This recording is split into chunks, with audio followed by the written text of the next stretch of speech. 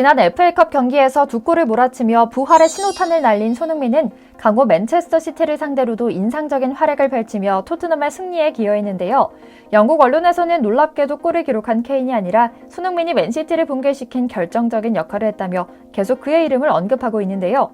그냥 잘한 정도라면 냉정히 이야기해서 완벽히 살아났다고 평하기 어렵겠지만 실제로 그의 플레이를 하나하나 살펴보면 그는 조금 늦지만 완벽히 그리고 착실하게 폼을 살리고 있는 것 같습니다. 특히 늘 그를 노리던 적장 펩 가르디올라는 경기가 시작한 지 1분도 안 돼 보여준 손흥민의 모습을 보고 경악하는 모습이 TV 중계 화면에 포착되기도 했는데요.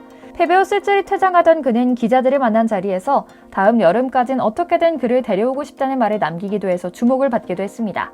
그래서인지 현재 언론들은 앞서 소개해드린 뉴스처럼 프리미어리그 200골을 기록한 케인의 경이로운 기록보다도 손흥민의 움직임, 펩 감독의 반응에 더 주목하고 있는 것 같죠. 오늘은 케인 따까리가 아니라 독자적으로도 멋진 플레이를 펼칠 수 있는 능력이 되는데도 전술의 희생양이 되어 제대로 끼어나 달리지 못하는 손흥민 선수의 답답한 상황과 함께 펩 감독이 눈여겨본 그의 특별한 동작에 대해 소개해드리려고 합니다. 잠시 저희 광화문 브리핑 구독 설정도 부탁드리고요. 경기 전 영국에 온 언론은 토트넘이 이번에도 맨시티의 처참히 지고 말 것인지 아니면 깨어난 손흥민이 승리를 이끌 것인지를 점치는 내용으로 가득했습니다. 물론 여론은 맨시티 편이었습니다. 기록으로는 당연히 토트넘이 앞서 있지만 이번 시즌 모든 경기 통계를 분석하면 맨시티가 절대 질 수 없다고 말입니다. 심지어 직전 경기인 맨시티 홈경기에선 토트넘을 상대로 무려 4점을 기록하며 압승을 거둔 것을 거론하며 소니는 작년에 잠시 반짝한 스타에 불과하다. 그의 영향력을 기대해선 안 된다는 여론을 조성하기도 했죠. 그러나 소니는 일종의 맨시티전 승리 요정이었습니다. 그동안 토트넘 홈구장에서 맨시티를 상대로는 유난히 강한 모습을 보여줬는데요. 지금까지 총 4경기에서 모두 4골을 몰아넣을 정도로 꼭 골을 기록하곤 했죠. 이번 시즌의 승승장구 기세뿐만 아니라 지난 기록 모두에서 펩 감독의 심장을 철렁하게 만들곤 한 겁니다. 아마 그래서 펩 감독에겐 유난히 손흥민 선수에 대해 긍정적인 인상을 가졌던 것 같고요. 그러나 이번 시즌은 달라도 뭔가 달랐습니다. 손흥민 선수가 예전 같지는 않다는 비판을 끊임없이 받고 있거든요. 물론 중간중간 주전에서 밀려난다는 이야기가 나올 때쯤이면 멀티골을 몰아치며 존재감을 증명하긴 했지만 여전히 케인 중심의 전술, 콘테 감독의 이적생 기살리기 프로젝트의 희생양이 돼야만 했죠. 그래서인지 맨시티도 도끼가 잔뜩 오른 채로 경기에 임했습니다. 펩 감독은 경기 전부터 토트넘을 무조건 잡겠다는 의지가 강했습니다. 리그 순위로 봐서는 그렇게까지 토트넘이 경쟁 상대가 될 수는 없는 상황이지만 이번 기회에 기어코 닭집에서 토트넘 모가지를 비틀어 원정 경기 필패 징크스를 깨겠다는 의지가 강했던 겁니다. 게다가 이제는 아스널과 우승 경쟁을 벌이고 있는 상황 속에서 직전 경기 아스날이 강등권인 에버튼에 패배하며 사실상 승점 6점짜리 기회를 잡았기 때문에 맨시티 입장에선 앞선 두 가지 큰 이유로 반드시 토트넘을 잡아야만 했던 겁니다. 그러나 막상 시작한 경기는 시작 1분 만에 폭풍 드리블을 선보인 손흥민 선수의 기세에 밀려 내내 부진하더니 해리 케인이 토트넘 구단 역대 최다골을 터뜨리며 맨시티의 패배로 마감하고 말았습니다.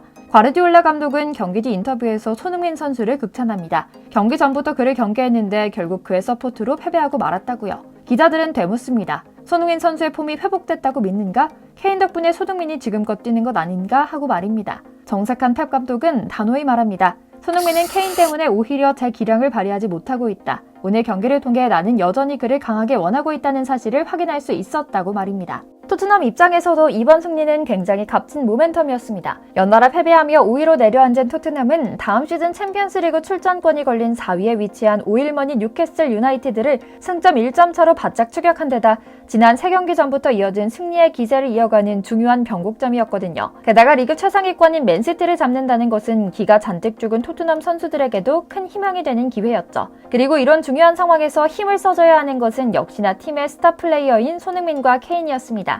손흥민은 선발 출전에 후반 39분까지 총 84분을 소화했는데요. 지난 FA컵 프레스턴전에서 멀티골을 터뜨린 손흥민은 2경기 연속골 사냥에는 실패했지만 역승 상황에서 속도 높은 장거리 드리블로 중앙을 파고들며 맨시티를 괴롭혀 펩 감독에게 또 다른 악몽을 선사할 수 있었죠.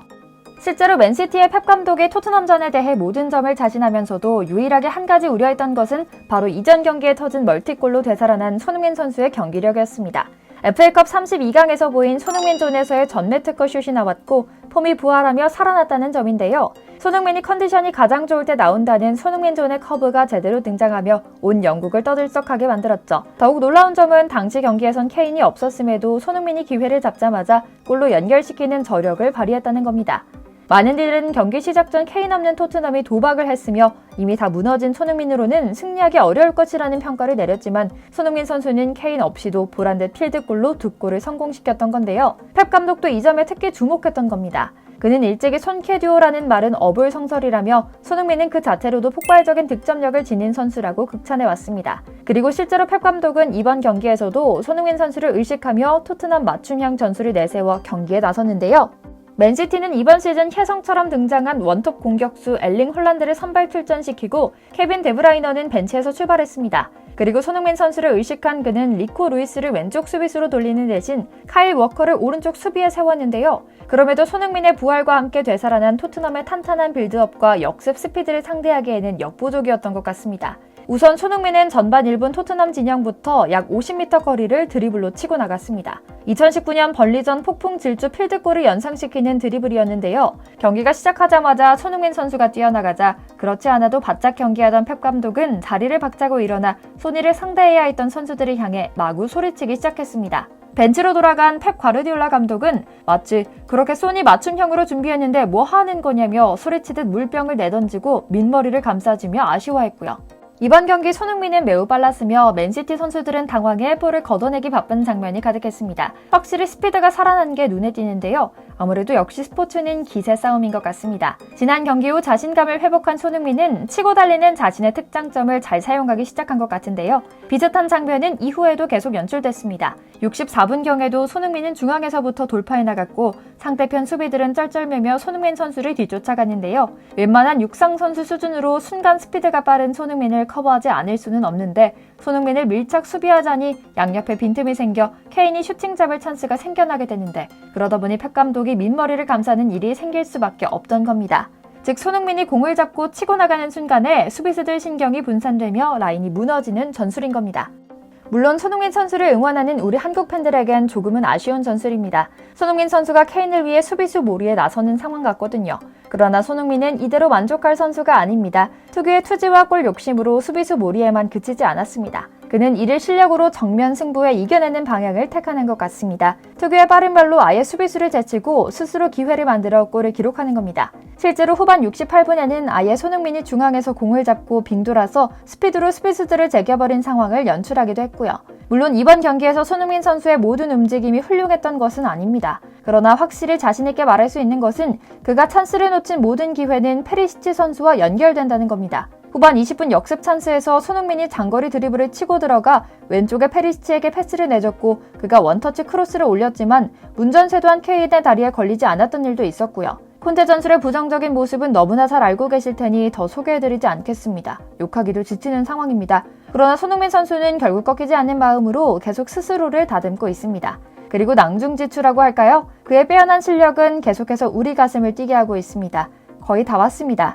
손 선수 힘내길 바라며 오늘 영상 마치겠습니다. 저희도 계속 응원하겠습니다. 저희 광화문 브리핑 구독, 좋아요도 부탁드리고요. 시청해주셔서 감사합니다.